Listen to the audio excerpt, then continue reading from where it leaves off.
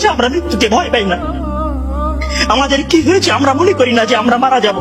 পৃথিবীর সর্বশ্রেষ্ঠ মানুষ, সর্বশ্রেষ্ঠ রাসূল দুনিয়া থেকে বিদায় নিলেন, তার সাহাবীদেরকে ছেড়ে তিনি দুনিয়া থেকে চলে গেলেন, উপায়ের জগতে পাড়ি জমালেন। আমাদের কি হয়েছে যে আমরা বিশ্বাস করতে চাই না, আমরা প্রস্তুতি গ্রহণ করি না মৃত্যুর জন্য? আমি আপনি কি মনে করি যে আমরা চিরদিন বেঁচে থাকবো? আমি আপনি কি মনে করি যে আমার গ্যারান্টি রয়েছে আমি সালাত আদায় করে আমার রুমে ফিরে যাব?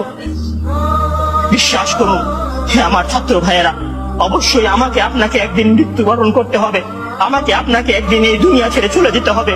সুতরাং মৃত্যুর জন্য প্রস্তুতি গ্রহণ করুন, সুতরাং মৃত্যুর জন্য প্রস্তুতি গ্রহণ করুন। সেই দিন আসার পূর্বে, যেই দিন মৃত্যু আপনার দরবারে উপস্থিত হবে এবং মহান আল্লাহ তাআলাকে আপনি বলবেন, ইয়া আল্লাহ আমাকে স্বল্প একটু সময় দিন, আমাকে স্বল্প একটু সময় দিন, আমি ফিরে যাই এবং কিছু নেক আমল করে আসি। কাল্লা ইন্নাহা কালিমাতুন ওয়া কাইলুহা।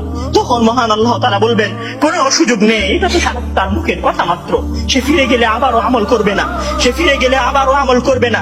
সম্মানিত ভাইরা, সেই দিন আসার পূর্বেই প্রস্তুতি গ্রহণ করুন, সেই দিন আসার পূর্বেই প্রস্তুতি গ্রহণ করুন। জেনে রাখুন সেই দিন উপস্থিত হয়ে গেলে আর কোনো আমল করার সুযোগ থাকবে না।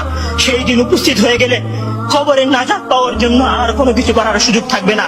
সেই দিন এসে গেলে 2 রাকাত সালাত আদায় করে আল্লাহর কাছে ক্ষমা প্রার্থনা করার কোনো সুযোগ থাকবে না। সেই দিন এসে গেলে রাতে জেগে 8 রাকাত তাহাজ্জুদ সালাত আদায় করার কোনো সুযোগ থাকবে না। এখনো সময় আছে। মহান আল্লাহ তাআলার দরবারে নিজেকে সঁপে দিয়ে তার কাছে ক্ষমা প্রার্থনা করুন। মহান আল্লাহ তাআলার দরবারে নিজেকে সঁপে দিয়ে তার কাছে ক্ষমা প্রার্থনা করুন। মানুষের সাথে কোনো ভুল থাকলে সেই ভুলের ক্ষমা চেয়ে নিন। মহান আল্লাহ তাআলার সীমা লঙ্ঘন করে থাকলে মহান আল্লাহ তাআলার কাছে ক্ষমা চেয়ে নিন।